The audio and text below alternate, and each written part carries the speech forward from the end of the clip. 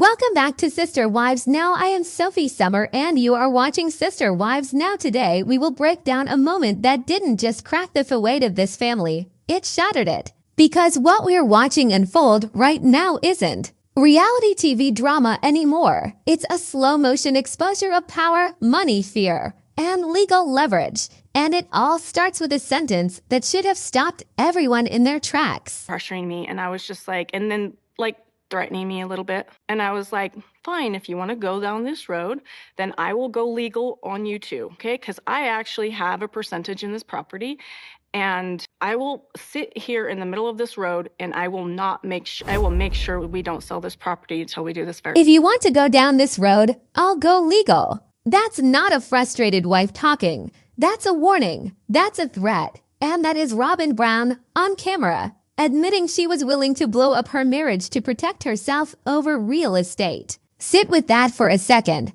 because people in safe marriages do not talk like that. People who feel secure do not reach for the nuclear option. And yet Robyn didn't hesitate, which tells us this has been brewing far longer than the show wants us to believe. From the very first seconds of that tell-all clip, the tone is off. Robyn isn't confused. She isn't emotional. She isn't scrambling for words. She's measured, controlled, strategic. She says Cody kept pressuring her, threatening her, pushing her to sign off on the property. And instead of complying, she drew a line in the sand and said she'd block the sale until it was fair. And on the surface, that sounds heroic, protective, principled. But here's where the story immediately fractures. Because when you line that up against what everyone else is saying, especially Janelle, the math does not add up. Social media clocked this instantly. Twitter, Reddit, TikTok, viewers weren't asking if something was wrong. They were asking what is being hidden. Because we've seen Robyn cry for years. We've seen Robyn claim confusion. We've seen Robyn position herself as the emotional victim. But we have never seen Robyn threaten legal action against Cody on camera, ever. And once that door opens, you can't close it again. That's the kind of statement that reframes everything we've watched this season, the apology tour. There, garage scenes, the constant "are you okay?" check-ins, the forced unity, the tension you could feel through the screen. Now let's talk about this so-called backdoor deal. Because this is where the narrative starts to collapse under its own weight. Robyn claims she was protecting Mary, that she refused to let Cody and Janelle sell the property out from under her. She frames herself as the moral firewall, the last line of defense. But Janelle's account is blunt and brutal. There was no backdoor deal until Robyn became the obstacle. According to Janelle, the agreement was done,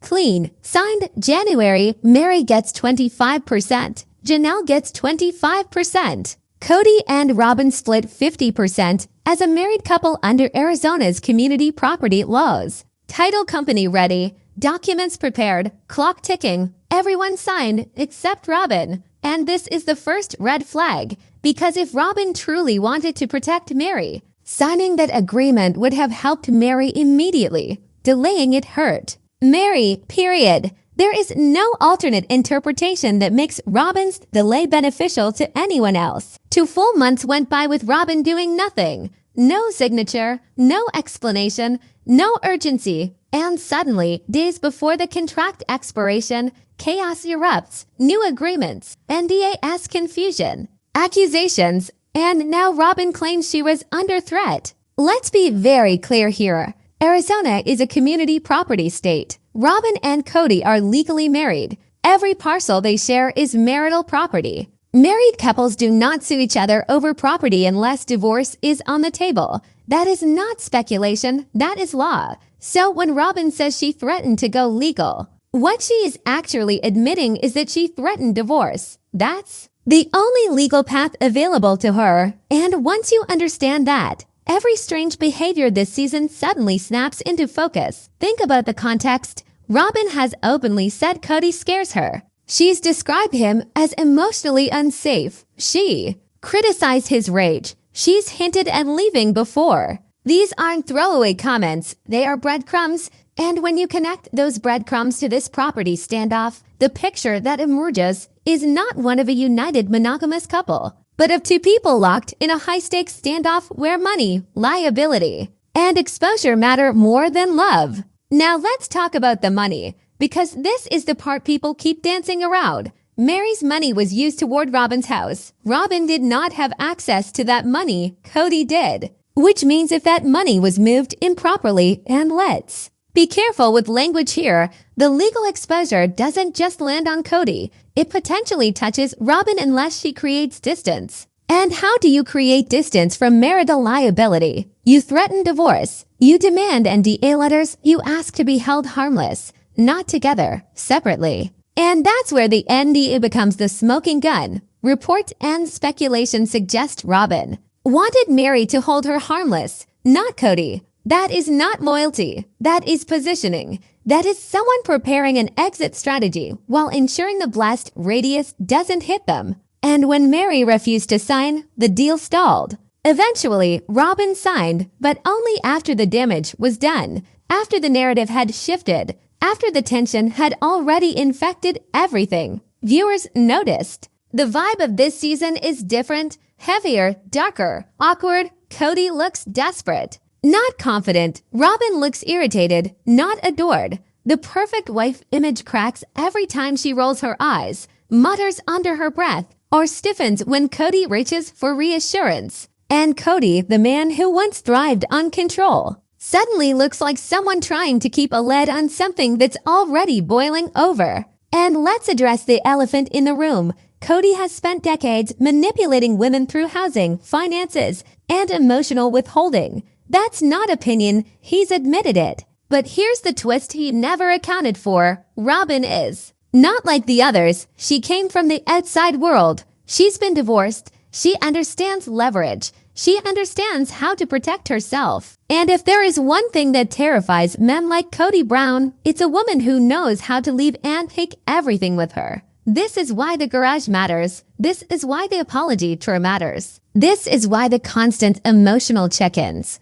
matter. These aren't acts of love. They are acts of damage control. Because when a marriage reaches the point where one partner threatens legal action, the relationship is no longer emotional. It's transactional. And that's exactly what we're seeing play out in real time. So ask yourself this. If everything was fine, why did Robyn need to threaten divorce? If the deal was fair, why did she delay signing? If she was protecting Mary, why did her actions hurt Mary the most? And if Cody had nothing to hide, why does he look like a man waiting for the floor to collapse beneath him? This isn't just about Coyote Pass. This is about a marriage built on shared secrets, mutual exposure, and fear of what happens if the truth fully comes out. And once a woman says, "I'll go legal" on national television, there is no going back to pretending everything is fine. If this already feels heavy, it should. Because we're only scratching the surface of what this season is really telling us, not through what's said, but through what slips out when control starts to crack. If you're feeling that tension too,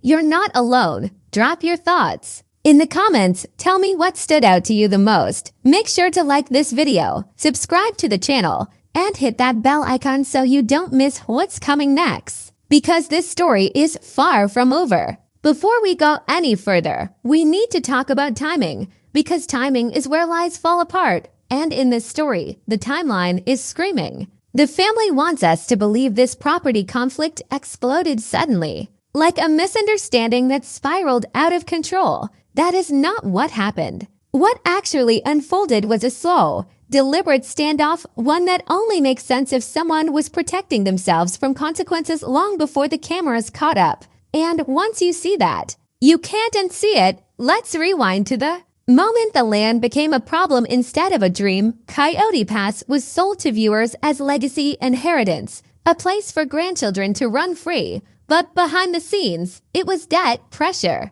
and unrealistic promises stacked on top of unstable finances. Cody kept insisting the land was the future, while simultaneously refusing to make it livable. No utilities, no builds, no progress, just payments and tension. And who benefited the most from keeping everyone emotionally invested but financially stuck? Cody, and by extension, Robyn. Now here's where it gets uncomfortable. As long as the other wives believed the land was coming, they stayed cooperative, they stayed quiet, they stayed hopeful. But once Christine left and Janelle started asking real questions about money, the illusion shattered. Suddenly, the land wasn't symbolic anymore. It was evidence. Evidence of who paid, who benefited, and who was left exposed. Janelle has been crystal clear. She put money into assets that were not in her name. Let that sink in. No legal protection, no ownership security, just trust. And when she finally demanded accountability, what happened? She was stonewalled, gaslight, told she was being dramatic, told she was disloyal. And yet, when Robyn made a similar demand, suddenly the tone changed. Suddenly Cody panicked. That contrast matters, because when Janelle asked for fairness, Cody got angry. When Robyn demanded fairness, Cody backed off. And that alone tells you who held the real power in this marriage. Robyn says Cody was pressuring and threatening her to sign. But let's examine that language carefully. Pressure to sign what? A deal that already guaranteed her 50% as a married couple. A deal that legally favored her more than anyone else. A deal that would have locked in her security while freeing the others. That doesn't sound like pressure. That sounds like urgency. And urgency only exists when time is working against you. According to insiders and cast timelines, the original agreement had an expiration. If it wasn't signed in time, it would collapse. That means the delays weren't neutral. They were dangerous. Dangerous for Cody. Dangerous for Robyn. Dangerous for whatever arrangement had already been made behind closed doors. And when Robyn didn't sign, the deal expired. That is not accidental. That is leverage. This is where social media started connecting dots faster than the show could erase them. Fans noticed that Robyn's explanations didn't align with basic logic. If she was protecting Mary, why didn't she include Mary in these discussions? Why did Mary seem confused, blindsided, hurt? Why was Mary crying about money she had already emotionally detached from years earlier? Because Mary wasn't part of the protection. She was the risk. Mary's money is the key that unlocks this entire mess. For years, Mary funded family expenses while receiving less emotional investment, less time, and less security. When Robyn entered the family, Mary became the financial bridge, and bridges get walked on. If Mary's funds were used in ways that weren't transparent, that creates a legal nightmare, especially if that money helps secure assets titled to Cody and Robyn. Now think about Robyn's fear. If Cody mishandled funds and Robyn benefited from those assets, she could be implicated unless she clearly establishes opposition. And how do you establish opposition? You refuse to sign. You demand fairness. You threaten legal action. You make it clear on camera that you were not complicit. This isn't about love. This is about a paper trail. And the show accidentally tells us this through Robyn's demeanor. Watch her closely. She isn't devastated. She isn't heartbroken. She's irritated, annoyed, defensive. That's not the energy of a woman losing her family. That's the energy of someone managing risk. She corrects Cody. She contradicts him. She openly states she doesn't feel emotionally safe. These are not statements you make unless you want them recorded. And Cody knows it. That's why his behavior shifts this season. He's not posturing. He's not grandstanding. He's shrinking, apologizing, asking permission, seeking reassurance. The man who once said wives should obey is suddenly trying to keep one woman calm. That power flip didn't happen emotionally, it happened legally. Because Robyn holds the only leverage Cody can't bulldoze, legitimacy. She is the legal wife. She controls access to marital assets. She controls public perception. And if she walks, she doesn't just leave, she exposes.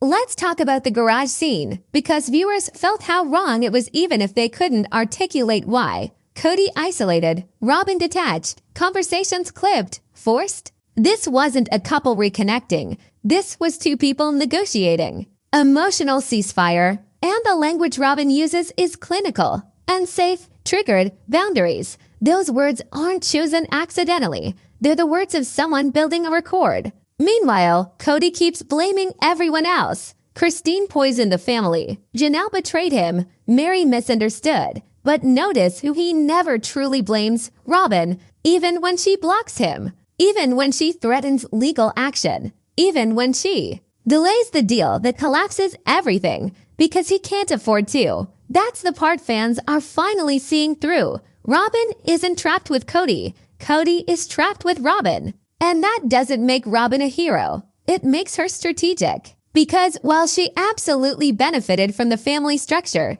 she's also the only one who ensured she'd never walk away empty-handed. She secured legal marriage. She secured assets. She secured leverage. And now that the other wives are gone, the protections that kept everything hidden are gone too. This is why this season feels like a reckoning, not a breakup, a reckoning. The NDA letters, the stalled signatures, the sudden fear of lawyers, the carefully chosen words. These aren't coincidences. They're symptoms of a family that functioned as long as no one asked questions and collapsed the moment someone did. So when Robyn says she threatened to go legal, she didn't just reveal marital tension. She revealed motive. She revealed fear. And she revealed that this story has always been about control, not love. And now that control is slipping. If you're watching this and feeling unsettled, that's because the truth is uncomfortable. This isn't a messy family. It's a failed system.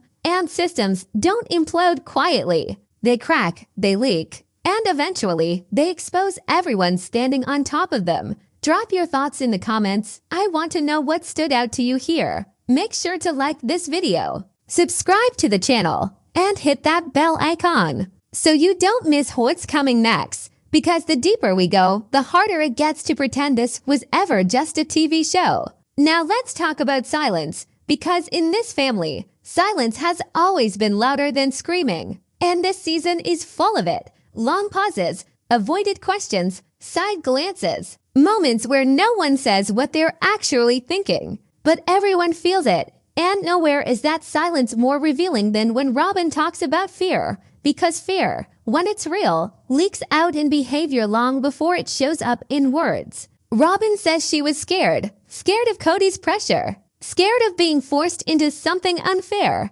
Scared enough to threaten legal action. But here's the contradiction no one on the show directly addresses. Robyn has never been afraid to challenge Cody publicly. She corrects him on camera. She interrupts him. She contradicts his version of events. She openly criticizes his emotional volatility. That is not the behavior of a woman who feels powerless. That is the behavior of someone who knows exactly where the line is and how to use it. And this is where longtime viewers feel whiplash. Because for years, Robyn was framed as the submissive wife, the peacekeeper, the one who understood Cody. But that version of Robyn only existed when the system benefited her. The moment that system started to crack, when money, property, and liability came into question, a very different Robyn emerged, one who speaks in ultimatums, one who references lawyers, one who plants her feet and refuses to move fans. Notice the shift immediately.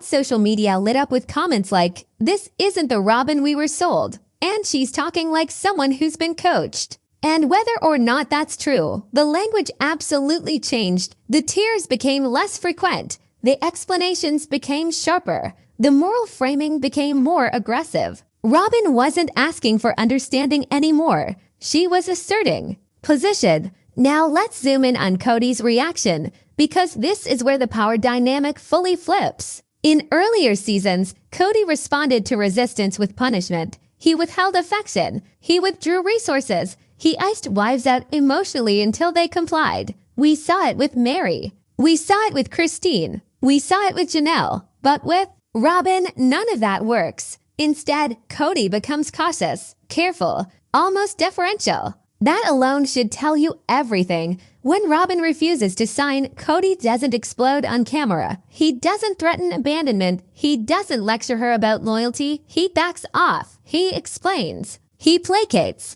Because he knows that if Robyn walks, she doesn't just leave. She takes the legal structure of his life with her. The only marriage that counts in the eyes of the law. The only wife who can demand discovery. The only one who can force answers. And that's the nightmare scenario for a man who's spent years keeping finances opaque. Let's talk about opacity. Because money in this family has always been intentionally confusing. Shared accounts, personal accounts, family funds, business funds, property funds. Nothing clearly separated, nothing clean. That kind of structure only works when everyone trusts the person at the top. And once that trust breaks, the entire thing becomes radioactive. Janelle has said outright that she doesn't know where the money went. Mary has implied the same. Christine walked away without fighting because she didn't want the mess. That leaves Robyn as the only person still inside the structure, and therefore the only one with something to lose if that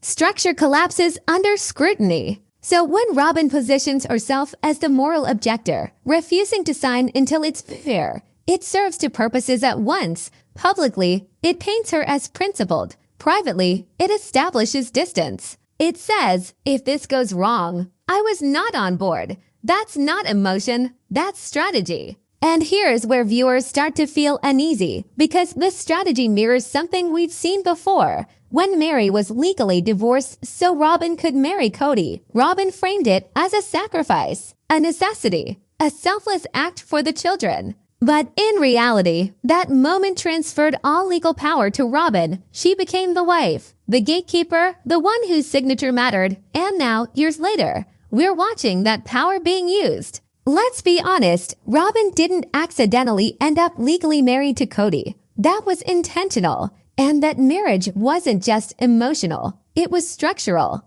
It gave her protection the other wives never had. And now that protection is the reason Cody can't bully his way through this crisis. This is why the NDA letters are such a big deal. Families that trust each other do not require NDA letters. Marriages built on transparency do not need legal silence. NDA letters exist to control narrative, limit exposure, and protect specific individuals from liability. And the fact that these NDA letters came into play right when property, money, and signatures became contentious is not coincidence. It's escalation. Viewers picked up on this too. Comments flooded in asking, why does Robyn need an NDA if she has nothing to hide? And why is Cody suddenly afraid of lawyers? Because lawyers ask questions. And questions are dangerous when the answers aren't clean. Now think about how this season feels emotionally. It's tense, but not explosive, heavy, but not dramatic in the usual way.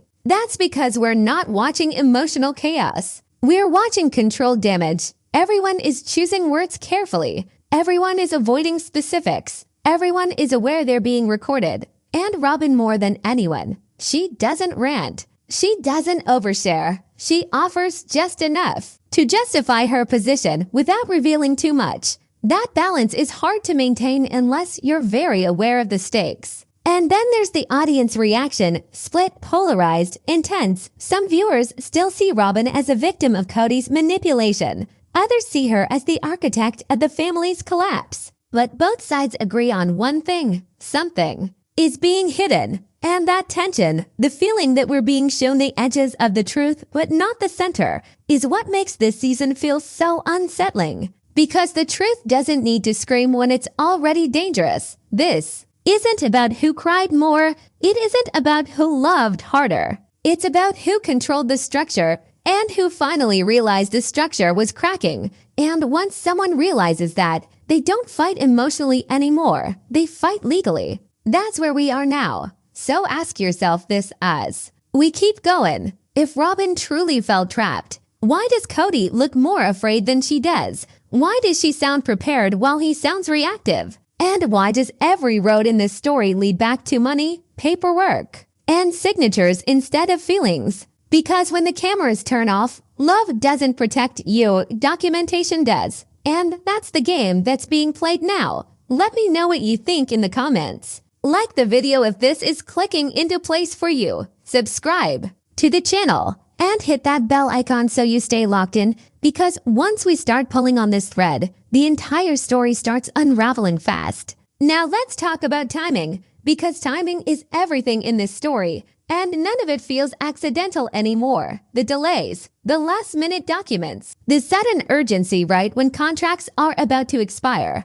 This wasn't chaos, this was pressure. And pressure reveals priorities faster than honesty ever will. What stands out immediately is how often Robyn waited until the clock was almost out before making a move, not signing, not responding, not clarifying, just waiting. In real estate, delay is leverage. It forces everyone else to panic, to compromise, to accept terms they wouldn't normally agree to. And Robyn knew that, whether people want to admit it or not. That kind of move requires awareness, not confusion, Janelle says. The paperwork was ready. Mary had agreed. The title company was waiting. The deal could have gone through cleanly. And yet everything stalled, not because of logistics, not because of misunderstanding, but because one signature didn't happen. One person held the entire process hostage. And when that person later frames herself as the protector, the math doesn't quite add up. Viewers started doing what the show wouldn't, aligning updates, statements, and contradictions. Screenshots of old episodes resurfaced. Tweets broke down timelines. Fans compared what Robyn said in confessionals versus what documents implied. And once again, the audience noticed something familiar. Robyn speaks in moral language, but acts in strategic patterns. She doesn't say, "I wanted more." She says, "I wanted it to be fair." She doesn't say, "I was protecting myself." She says, "I was protecting Mary." But here's the uncomfortable question that keeps coming up. Who benefits from the delay? Because it wasn't Mary. It wasn't Janelle. It wasn't the family. The only person whose position strengthened with time was Robyn. Let's be very clear here. Being strategic is not a crime. Protecting yourself is not wrong. But rewriting the narrative after the fact to paint yourself as morally superior while everyone else looks reckless, that's manipulation. And it's something this family has lived under for years. Cody, meanwhile, starts unraveling in subtle ways. He contradicts himself mid-sentence. He reframes conversations depending on who he's talking to. He shifts blame without realizing how obvious it's become. And for the first time, viewers don't see confidence. They see anxiety. Because when someone realizes they may have lost control of the narrative, they over-explain. And Cody is explaining everything. He claims he was trying to be fair. He claims he was protecting Robyn. He claims he was pressured to. But notice this, every version of his story centers himself as the middleman, not the decision maker. That's a big shift from the man who once declared himself the unquestioned leader of the family. This is what fear looks like in someone who's used to power. And the fear makes sense. Because Robyn's threat wasn't just emotional, it was structural. Divorce wouldn't just end a relationship. It would trigger discovery, financial disclosures, a paper trail. Years of blurred lines suddenly forced into clarity. That's not just scary. That's catastrophic if you've spent decades operating in gray areas. So when Robyn says she'll go legal, that's not a tantrum. That's a warning shot. It tells Cody, if you keep pushing, I stop protecting you. And that tells us something even darker, that there's been protection happening all along. Ask yourself why Robyn would need Mary to sign something holding her harmless. Why not both of them? Why not Cody too? Why isolate herself legally? Unless she's anticipating fallout, people don't plan exits unless they believe there's a reason to run. And this is where the audience really starts to turn, because suddenly the season makes sense. The awkward apology tour, Cody groveling, Robyn crying but staying distant, the forced unity that feels brittle. It wasn't about healing, it was about containment. Contain the damage. Contain the story, contain the fallout. Robyn's emotional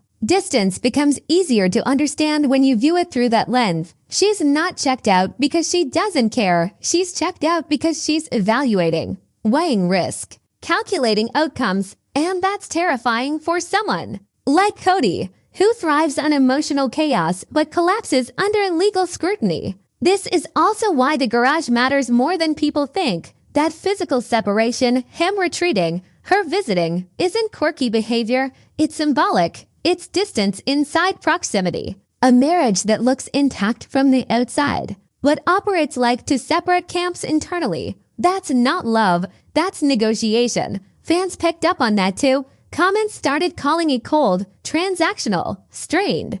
People who once believed Robyn was deeply emotionally invested now see someone who's already halfway out the door mentally, if not legally. And here's the kicker. Robyn doesn't look scared of losing Cody. Cody looks terrified of losing Robyn. That reversal alone should tell you who holds the power now. For years, the narrative was that Robyn needed Cody, that she relied on him financially, emotionally, socially. But this season flips that script. Cody needs Robyn to stay quiet, to stay married, to keep the legal shield intact. And once that dynamic shifts, the entire hierarchy collapses. This isn't a love story falling apart. This is a business arrangement reaching its breaking point. And when business arrangements collapse, people don't cry, they lawyer up. That's why every word matters now. Every pause, every refusal to answer directly, every carefully chosen phrase. Because no one here is just reacting anymore.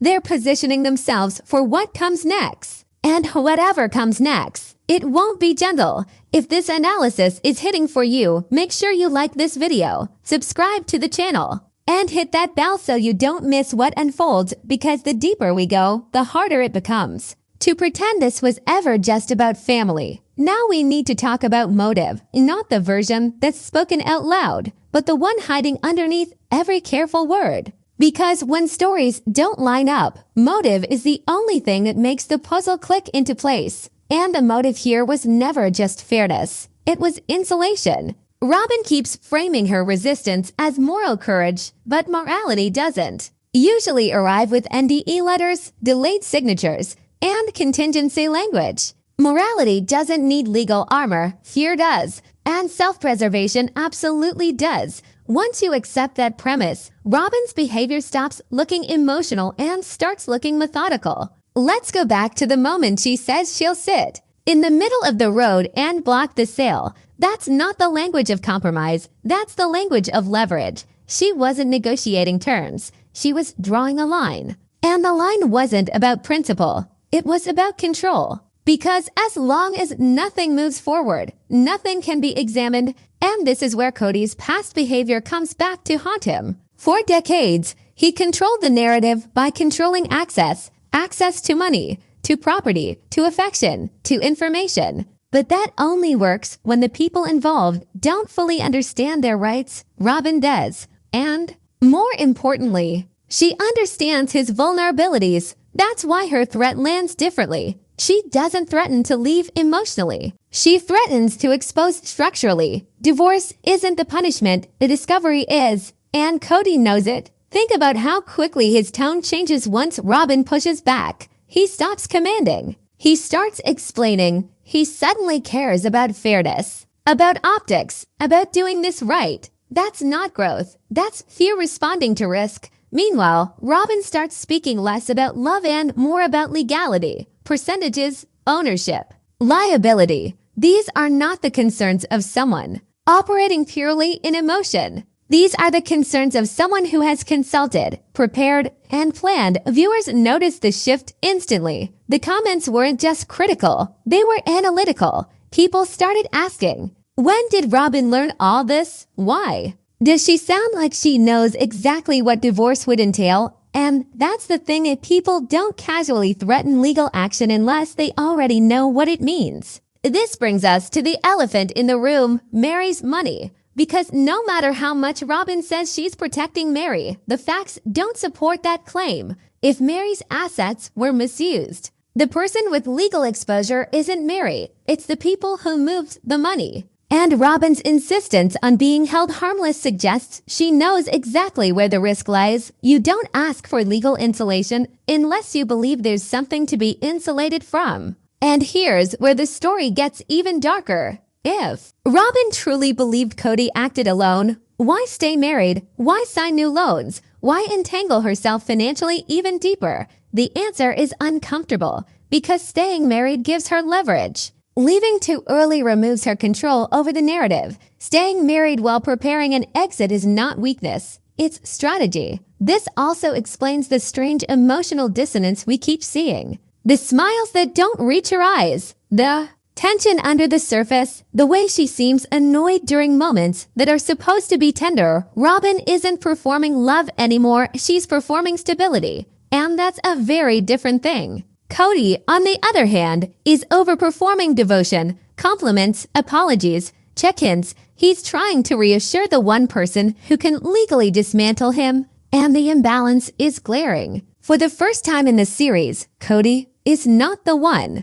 With options, Robyn is, and that flips everything we thought we knew. This isn't about Robyn being smarter than the other women. It's about her entering the family with experience the others didn't have. She lived outside the system. She's been divorced before. She knows how courts work. She knows how. Narratives collapse under oath. That knowledge changes how you move. And now that the family structure is fractured, that knowledge is power. The audience feels it too. That's why this season feels heavier. Not louder, heavier. Because we're not watching emotional explosions anymore. We're watching quiet calculations. And those are far more dangerous. Every delayed signature, every withheld answer, every legal phrase dropped casually into conversation. It all points to one thing. This is no longer a family crisis. It's a liability crisis. And the scariest part, everyone involved knows it. So when Robyn says she'll block the sale until it's fair, what she really means is, until I'm safe. And when Cody backs down, what he's really saying is, I can't afford to push you. That's not love. That's mutual exposure. And once a relationship reaches that point, the ending is never peaceful. It's procedural. If this is changing how you see the season, drop your thoughts in the comments, like the video, subscribe to the channel, and hit that bell, because the deeper we go, the clearer it becomes that this story isn't heading toward reconciliation. It's heading toward reckoning. Now let's talk about narrative control, because if there's one thing this family has always fought harder over than money, it's the story. Who gets believed? Who looks innocent? Who looks reckless? And right now, that battle is playing out in real time, right in front of us. Robyn is no longer trying to be liked. That phase is over. What she's trying to be now is credible. And there's a huge difference. Like is emotional, credible is strategic. Credible is what matters when lawyers, judges, and financial records enter the picture. And everything about Robyn's tone this season suggests she understands that shift perfectly. Notice how she speaks now. Slower, more deliberate, less rambling. She frames everything in terms of reaction rather than initiation. I was pressured. I was threatened. I had to protect myself. Those phrases aren't accidental. They're defensive positioning. They place her downstream of Cody's actions, not alongside them. And that matters immensely if things ever move beyond reality TV. Cody, meanwhile, keeps talking like someone who still believes charm can fix this. He explains his intentions. He revisits conversations. He rewords the past. That's what people do when they think misunderstanding is the problem. But misunderstanding is not the problem here. Exposure is. And that's why Robyn doesn't engage emotionally anymore. She doesn't argue feelings. She argues facts, percentages, ownership, timelines, because feelings can be dismissed. Facts cannot. The audience sees this shift and reacts viscerally. People aren't just angry anymore. They're unsettled because this no longer feels like a family unraveling. It feels like a slow-motion legal drama where everyone knows the stakes, but no one is allowed to say them out loud. And then there's the tell-all footage, the body language, the pauses, the way Robyn looks at Cody when he speaks. That look isn't fear, it's assessment. She's listening not as a wife, but as a witness. And that's chilling. Cody senses it too. That's why he keeps circling back to loyalty, to unity, to us against the world. Those appeals aren't romantic, they're tactical. He needs Robyn aligned with him publicly because if she ever stops being aligned, the entire story collapses. This also explains why Robyn keeps emphasizing morality. Morality is the bridge between emotion and legality. It allows her to say, I did this because it was right, while quietly preparing for what happens if right gets challenged. It's not hypocrisy, it's insulation. And here's where the audience starts to ask the hardest question. of all, if Robyn truly believed Cody committed fraud, why stay? Why not leave immediately? Why continue signing loans, buying houses, expanding financial entanglements? Because leaving without preparation is a vulnerability. Staying while preparing is power. Robyn knows that the moment she files for divorce, everything becomes adversarial. So she waits. She watches. She gathers. She positions. That's not emotional indecision. That's legal prudence. And it suggests she believes the truth, whatever it is, will eventually surface. Cody's problem is that he's still playing checkers while Robyn is quietly playing chess. And that's why his anger looks different now. It's not explosive. It's contained. He can't afford to rage. Rage creates witnesses. Rage creates footage. Rage creates patterns. And patterns are devastating in court. So instead, he pleads. He reassures. He performs remorse. The apology tour wasn't about healing old wounds. It was about stabilizing the present threat. And Robyn saw right through it. This is also why the other wives feel almost irrelevant in this phase of the story. Christine left, Janelle disengaged, Mary retreated. The emotional battlefield is over. What remains is the legal endgame. Christine left, Janelle disengaged, Mary retreated. The emotional battlefield is over. What remains is the legal endgame. And in that endgame, only two players matter, Cody and Robyn. Everyone else is collateral. Damage. That realization is what makes this season feel so cold. There's no warmth left, no illusion of togetherness, just people managing exposure while pretending to process feelings. And the audience can feel the disconnect because we've watched these people for years. We know when something is being withheld. And right now, everything is being withheld. Robyn didn't drop a bomb by threatening divorce. She dropped a warning. One that says, I know more than you think, and I'm prepared to protect myself. And Cody heard it loud and clear. That's why nothing moves forward. That's why everything feels stalled. That's why the tension never releases. Because when the truth finally comes out, it won't be loud. It will be documented. If you're still with me, make sure you like this video, subscribe to the channel, and hit that bell icon. Because what comes next isn't speculation anymore. It's a consequence. Now we arrive at the point in the story where denial stops. Working where the characters can no longer pretend this is just a misunderstanding or stress or poor communication. This is the phase where patterns become undeniable. And the audience starts connecting dots the people on screen refuse to acknowledge. For years, Cody's chaos was emotional. He lashed out, withdrew affection, rewrote history, punished wives through neglect. That behavior worked because the consequences were relational, not legal. But now the chaos has crossed into paperwork, property, and liability, and suddenly the rules change. Emotional manipulation doesn't scare someone who understands the law. Robyn understands the law. And that's why Cody's usual tactics fall flat. He can't guilt her. He can't shame her. He can't intimidate her. The moment he tries, she invokes consequences that exist outside the family system. Divorce, courts, lawyers, discovery. That's a language Cody does not speak fluently, and it terrifies him. This is why his authority evaporates in her presence. He still postures with others, but with Robyn, he negotiates, he explains, he justifies, he seeks approval. The power imbalance is visible.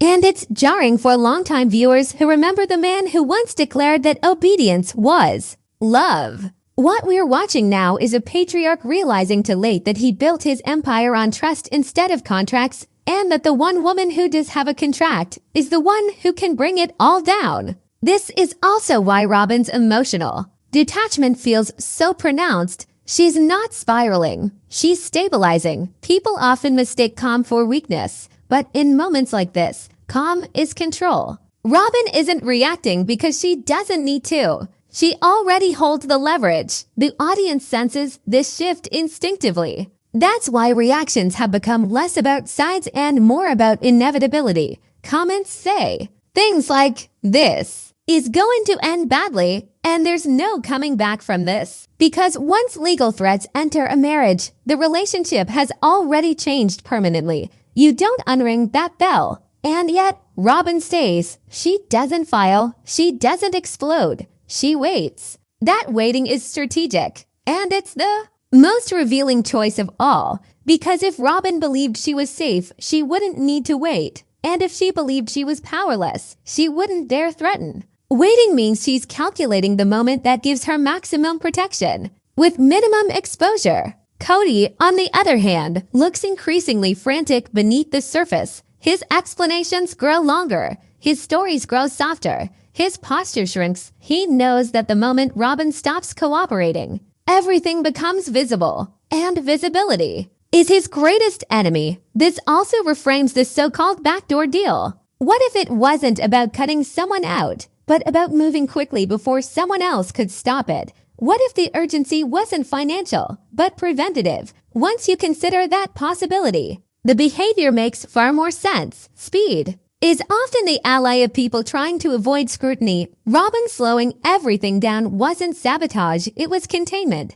She refused to let things move faster than she could control. And that alone tells you she didn't trust the process or the people driving it. The tragedy here is that this didn't have to happen this way. Transparency years ago could have prevented all of this. Clear ownership, separate accounts, clean documentation. But that would have required accountability, and accountability was never part of this system. Now the bill has come due. The audience is watching a man who built his identity on authority realize that authority means nothing without consent, and Robyn has withdrawn. When hers, quietly, completely. This is why the show feels different now. There's no villain monologue, no explosive fight, just the slow collapse of an illusion that lasted far too long. Robyn doesn't need to leave to win. She just needs to be willing to leave. And Cody knows it. That's the bum. So as we move forward, keep this in mind. The loudest threats are rarely the most dangerous. The most dangerous ones are spoken calmly with a plan already in place. If you're seeing it now, drop your thoughts in the comments, hit like, subscribe, and ring that bell, because once denial fades, the only thing left is fallout. This is where the story turns from tension into exposure, because once leverage exists, silence becomes a strategy, and silence always hides something. What we're seeing now isn't Robyn reacting to chaos. It's Robyn managing risk, and that distinction matters because people who are managing risk already know where the bodies are buried. Let's talk about why Robyn's words landed so hard with viewers. It wasn't the threat itself. It was the confidence behind it. She didn't say, "I'm scared." She didn't say, "I don't know what to do." She said, "I have a percentage in this property." That's not emotional language. That's ownership language. That's someone who has already read the paperwork, understands the implications, and knows exactly what buttons to press. And that tells us something uncomfortable. This isn't the first time Robyn has thought about protecting herself from Cody. You don't suddenly realize your legal standing in the middle of a fight. You don't suddenly know how to stall a sale, leverage ownership, or threaten legal action unless those thoughts have already been living in your head. This moment didn't come out of nowhere. It surfaced because the conditions finally forced it into the open. This is also why Cody's narrative keeps collapsing. He wants the audience to believe Robyn is fragile, anxious, confused, but her actions don't match that story. Fragile people comply. Fragile people panic. Fragile people don't hold up. Multi-million-dollar property deals and there's someone to challenge them. Robyn didn't fold. She planted her feet. Meanwhile, social media has started reading between the lines in a way the show itself won't do. Fans are asking why Robyn needed protection in the first place, why an NDA was even discussed, why Mary, of all people, was asked to sign something that would absolve Robyn specifically. These aren't conspiracy theories. They're logical. Questions prompted by inconsistent behavior, and the silence in response to those questions is loud. Because here's the thing, if everything was clean, transparent, and above board, there would be no need for secrecy, no rushed signatures, no back-channel conversations, no pressure campaigns. People who are acting ethically don't fear delays. They welcome scrutiny, but scrutiny is exactly what this family cannot survive. That's why Cody keeps reframing the issue as emotional conflict instead of procedural wrongdoing.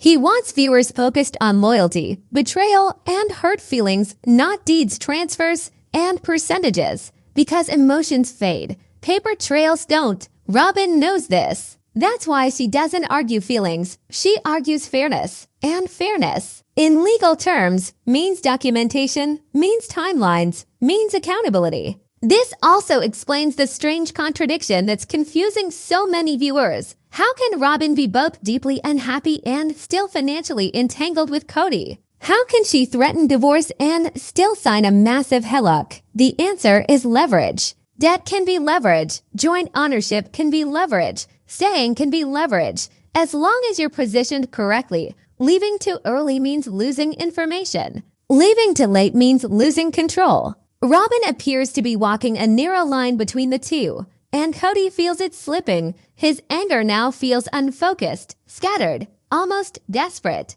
He lashes out at the past because the present won't obey him anymore. He blames former wives because the current one won't submit. This is a man whose authority has become symbolic rather than real, and Robyn knows it. The irony is brutal. The wife he elevated above all others, legally, financially, emotionally, is now the only one with the power to dismantle what he built. The system that protected him for decades is the same system that traps him now. This isn't about love anymore. It's about survival. And the audience can sense that the end isn't going to be loud. It's going to be procedural. Filed, signed, sealed. The kind of ending that doesn't make good television. Unless you understand what you're watching. Because when Robyn said she would go legal, she wasn't bluffing. She was reminding him that this isn't a family argument anymore. It's a liability. If you're seeing the shift too, drop your thoughts in the comments, hit that like button, subscribe, and ring the bell.